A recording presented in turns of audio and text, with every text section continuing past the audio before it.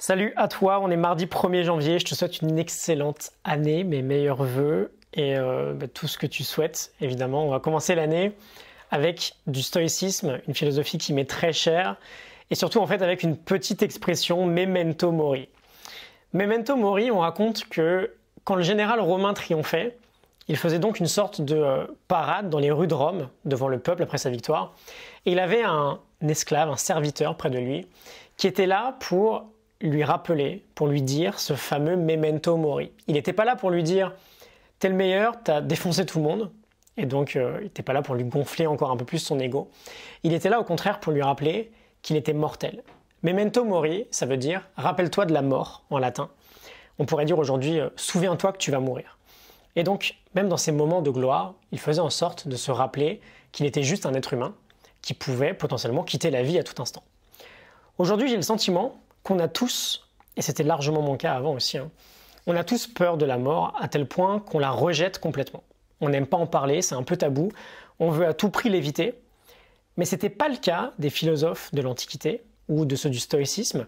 Au contraire, ils embrassaient au quotidien le fait qu'ils allaient forcément mourir un jour, qu'ils étaient mortels, tout simplement parce que ça leur permettait de mettre en avant cette notion de carpe diem qu'a eu le jour, et de ne jamais oublier de vivre avec vertu, avec sagesse, parce qu'on pourrait mourir à n'importe quel moment. Et ce souvenir de la mort, forcément, ça peut avoir un côté assez dépressif, mais uniquement si on l'interprète de la mauvaise manière. J'aime beaucoup l'idée de Ryan Holiday de se dire que, à l'inverse, ok, memento mori, c'est plutôt un moyen de se rappeler quelles sont nos priorités.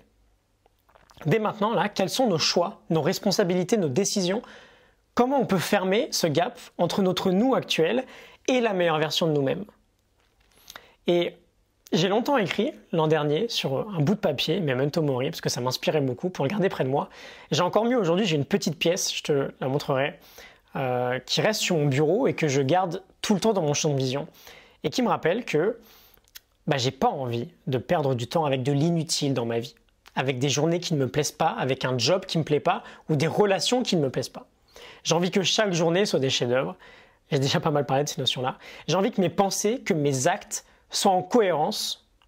Toutes mes pensées, tous mes actes soient en cohérence avec cette idée que je veux être le plus vivant possible chaque jour. Memento mori, sur une face de la pièce. Sur l'autre face, il y a marqué « You could live life right now ». Tu pourrais quitter la vie dès maintenant. On se souvient de la mort pour être encore plus vivant jour après jour. Une belle idée pour supprimer le bullshit du quotidien et vivre avec vertu. J'espère que ça te parle. Like et partage si c'est le cas. Je te mettrai un lien en description du petit médaillon si jamais ça t'intéresse. Voilà, memento mori, c'est une petite stratégie en fait pour être un peu plus vivant au quotidien. Je te retrouve demain pour un nouvel épisode. À demain. Salut.